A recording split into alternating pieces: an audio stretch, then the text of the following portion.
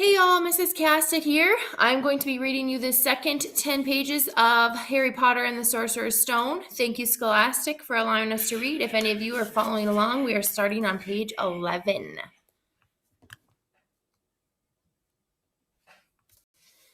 No, thank you, said Professor McGonagall coldly, as though she didn't think this was the moment for lemon drops. As I say, even if you know who has gone.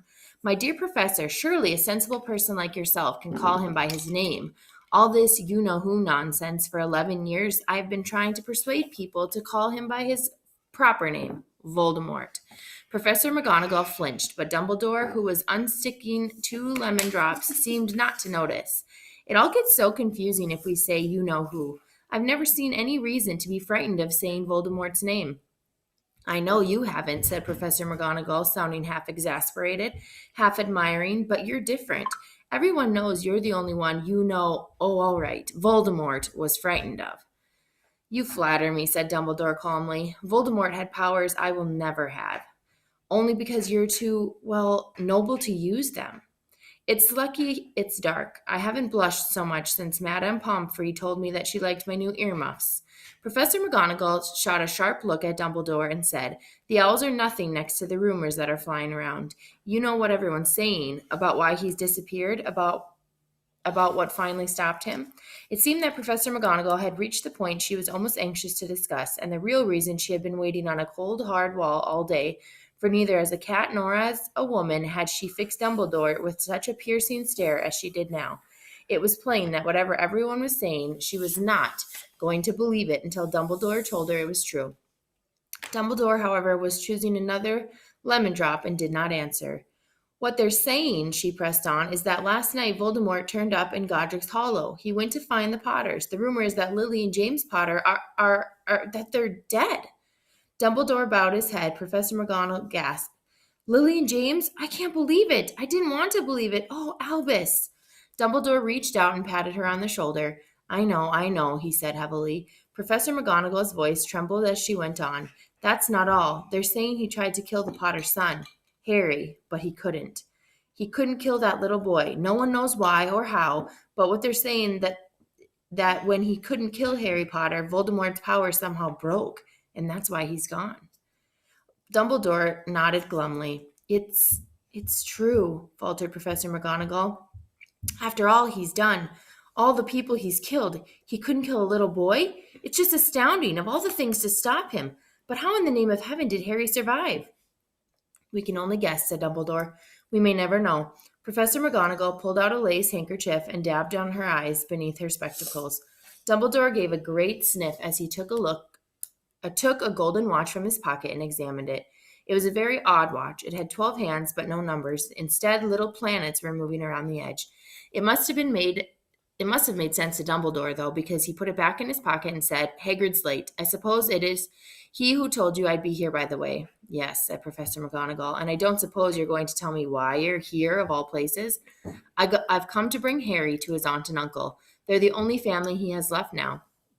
You can't mean the people who live here, cried Professor McGonagall, jumping to her feet and pointing at number 4, Dumbledore. You can't. I've been watching them all day. You couldn't find 2 people who are less like us. And they've got this son. I saw him kicking his mother all the way up the street, screaming for sweets. Harry Potter, come live here?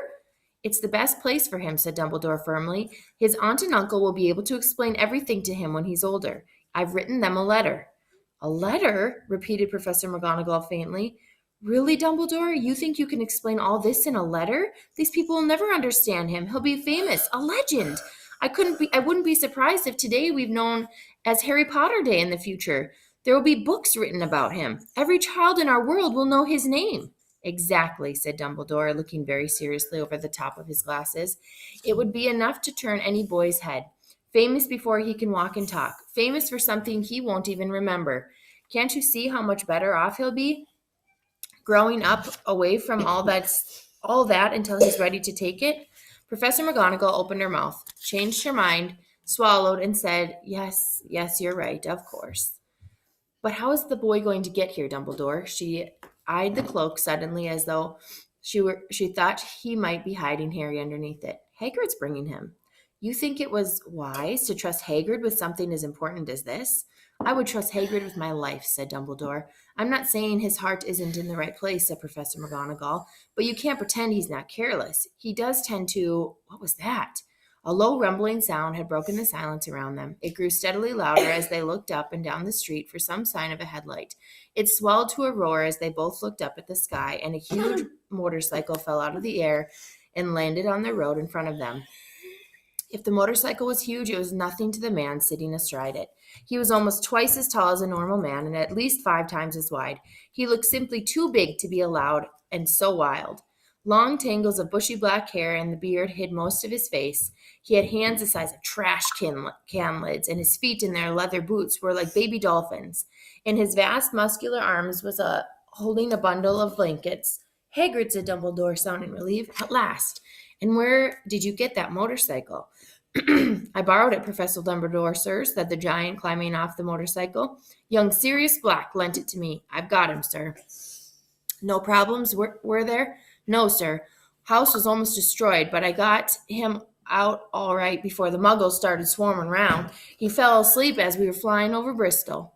Dumbledore and Professor McGonagall bent forward over the bundle of blankets inside, just visible as a baby boy fast asleep. Under a tuft of jet black hair over his forehead, they could see a curiously shaped cut, like a lightning bolt. Is that where— Professor McGonagall said. Yes, said Dumbledore. He'll have that scar forever.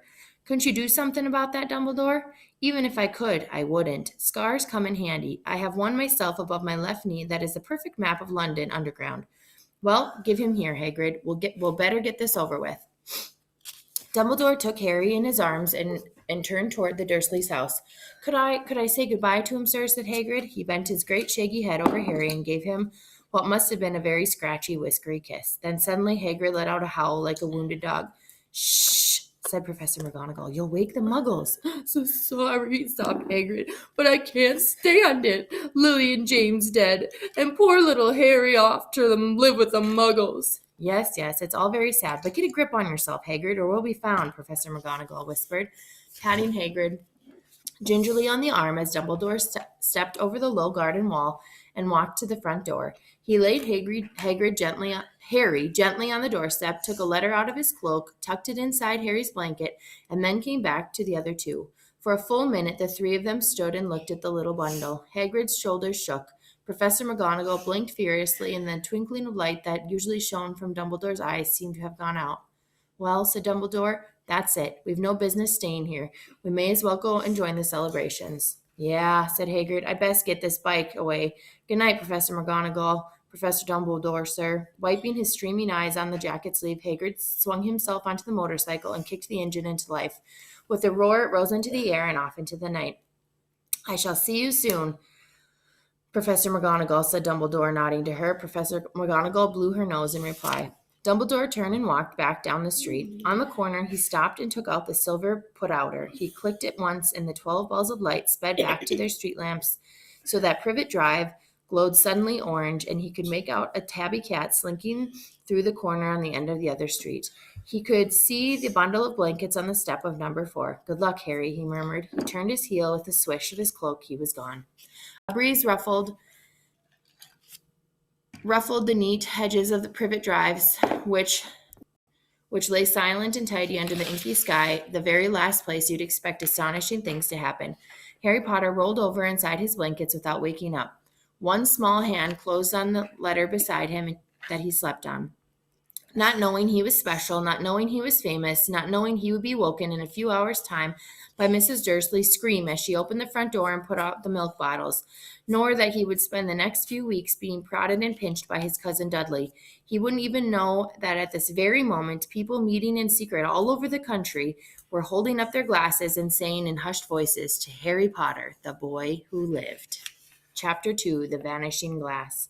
Nearly 10 years had passed since the Dursleys had woken up to find their nephew on their front step, but Privet Drive had hardly changed at all. The sun rose on the same tidy front gardens and lit up the brass number 4 on Dursley's front door. It crept in the living room, which was almost exactly the same as it had been in the night when Mrs. Dursley had seen that fateful news report about the owls. Only the photographs on the mantelpiece really showed how much time had passed. 10 years ago, There had been lots of pictures of what looked like a large pink beach ball wearing different colored bonnets, but the Dursleys was no longer a baby, and now the photographs showed a large blond boy riding his first motorcycle on a carousel at the fair, playing a computer game with his father, being hugged and kissed by his mother. The room held no sign at all that another boy lived in the house too. Yet Harry Potter was still there, asleep at the moment, but not for long. His Aunt Petunia was awake, and it was her shrill voice that made the first noise of the day. "Get up, now!" Harry woke with a start. His aunt rapped on the door again. "Up!" she screeched. Harry heard her walking toward the kitchen and then the sound of a frying pan being put on the stove. He rolled onto his back and tried to remember the dream that he had been having. It had been a good one. There had been a flying motorcycle in it. He had a feeling he'd had the same dream before. His aunt was back outside the door. "Are you up yet?" she demanded. "Nearly," said Harry. "Well, get a move on. I want you to look after the bacon, and don't you dare let it burn. I want everything perfect for Dudley's birthday." Harry groaned. "What did you say?" his aunt snapped. Nothing. Dudley's birthday. How could he have forgotten? Harry got slowly out of bed and started looking for his socks. He found a pair under his bed, and after pulling a spider off of one of them, put them on. Harry was used to spiders because the cupboard under the stairs was full of them, and it was where he slept. When he was dressed, he went down the hall into the kitchen. The table was almost hidden beneath all of Dudley's birthday presents. It looked as though Dudley had gotten a new computer he wanted, not to mention a second television and a racing bike. Exactly why Dudley wanted a racing bike was a mystery to Harry, as Dudley was very fat and hated exercise, unless, of course, it involved punching somebody. Dudley's favorite punching bag was Harry, but he couldn't often catch him.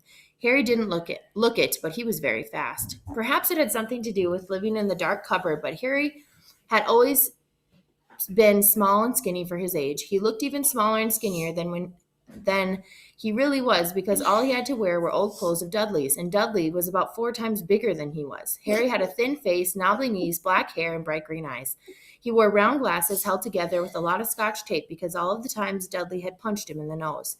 The only thing Harry liked about his own appearance was a very thin scar on his forehead that was shaped like a lightning bolt.